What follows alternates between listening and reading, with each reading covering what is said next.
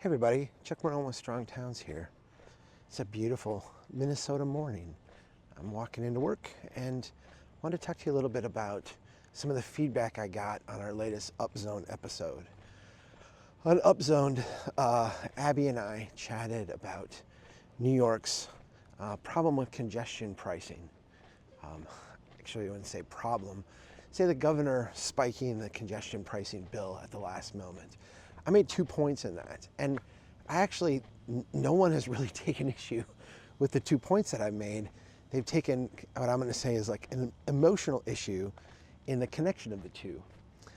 So let me give you the 2 points. First, congestion pricing. Fantastic idea for a place like New York City in particular. In New York City, you have way too many cars in a set geometry of space. How do you deal with this tragedy of the commons kind of situation? Well, what you do is you meter it in some way.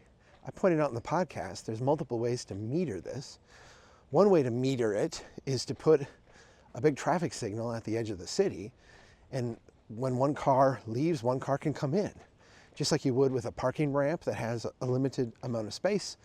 A club or a venue you're going to that has a limited capacity. What you do is you say, first one here gets to go in till we're full. Then, when you reach capacity, when someone leaves, someone else can go in. And let me just put it this way, that would work. And there really is no, there's no financial tie to that, but that in a sense would work, because the problem that congestion pricing is trying to alleviate is not a revenue problem. The problem that you're trying to alleviate with congestion pricing is a place problem, right? It's a quality of life problem. It's the fact that in New York City, you can be on any street at any given time, and there'll be 200 people crammed onto 12 foot of sidewalk, and there'll be 20 people in cars taking up, 5 times that much space in the middle of the street. It's a bad allocation of space, and you're trying to deal with that. You're trying to actually make traffic flow to some degree and justify the massive amount of money that you're putting into, in a sense, letting cars have that much space in a city where you don't really need cars. All right, congestion pricing tries to accomplish the same thing as metering, but it tries to accomplish it by price, right? We're going to actually charge people to come in. So if we have too many people, we're going to charge a higher price. If the streets are, under capacity, we'll lower the price a little bit. And the idea is to, in a sense, meter people coming in by price and use that price signal as a way to, control the amount of cars you have to deal with. Let me say again, in a place like New York City, this should have been done decades ago. You have too many cars in a limited space. So if you're a congestion pricing advocate, I'm all with you. Like I'm 100% bought in. Here's the trick, and here's where I think we get a little bit difficult. What do you do with that money if you charge a congestion pricing fee? What happens to that money? And this is where I think things get a little bit problematic.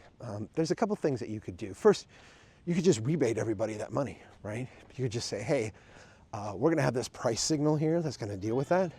We're gonna have this metering of your time that's gonna deal with that. Whatever signal you choose. But if you collect the money, you can, in a sense, rebate that back to people. You can give them back money and then allow them to do whatever they will with it. It's a sense revenue neutral kind of thing. That's not as much fun as taking that money and doing something with it.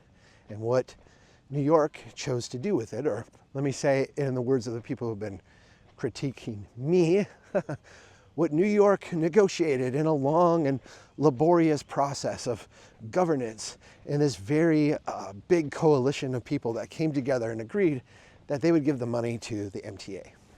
Now the MTA runs the subway, runs transit throughout the city.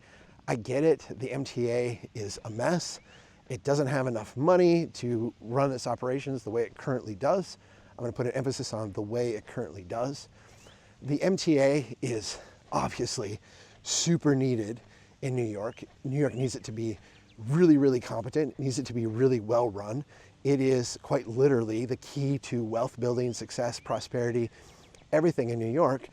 But sadly, the MTA is kind of a relic of the institutional past, is poorly run in today's environment, spends huge amounts of money on just plain debt service, kind of making up for past inadequacies and mismanagement, really, and does not have a good, stable funding stream.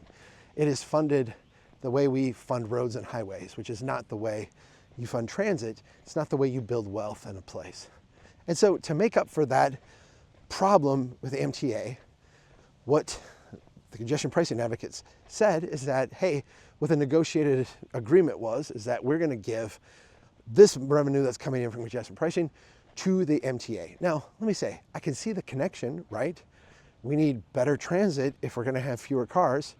Actually, don't think that's true. If you have fewer cars, you might have slightly more demand for transit, but what you really need is just fewer cars. Fewer cars is like a solution in and of itself, especially in a city like New York. Again, fewer cars would not be the solution. In my city, there are no cars, right? Like very little traffic here. But if you're in New York City, yes, having fewer cars is a solution all unto itself. The idea is we can give this money to the MTA, and that will allow the MTA to do things they otherwise wouldn't do, which will offset to some degree the idea of people, I don't know, people will be able to get around easier by car. So I'm not sure what you're offsetting. The increased demand for transit, all right? Let's say it that way.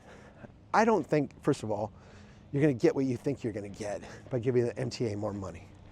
I think that without trying to get into a, good government, bad government, MTA is an essential service.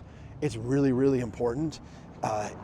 We should be giving more resources to the MTA, but if you don't reform the thing, if you don't fix what it's doing, giving it more money is not going to work. In fact, the lament right now, because the governor canceled the congestion pricing scheme, the lament right now is that MTA has already taken out a bunch of more debt in anticipation of getting this money, and they're counting on this money to make that debt service. This is a really, really fragile organization with a really fragile funding model. We need to fix both of those things before we give it more money. The critique, for me, seems to be coming from a lot of people who wanted the MTA to have more money. And what I'm going to say to you is this. I empathize. I get it. Like, more money would marginally solve some of the problems that you're experiencing. It might alleviate some of the tension that you have. But I guess what I'm saying is that tension needs to be worked out regardless of whether they get more money or not. And getting more money actually makes it harder to do the reforms that are needed, harder to work out that tension. And so I'm not a big fan of giving the MTA another dedicated funding stream when they've showed that it just doesn't operate well today. That's not a knock on a person. I don't know anyone at the MTA, but I do know politicians and others that will say in public, I'm all about the MTA, let's give them more money, and in private will say, hey, this place is a wreck, we need to fix it, we need to change it. That's not an anti-government view. In fact, it places government at the center and says we need it to do really, really well. And that's what we should demand of all our local governments. A base level of competence, particularly fiscal competence, because if you don't do the money right, it doesn't matter how good your intentions are, how important your service is. If you don't do the money right, it's not going to work.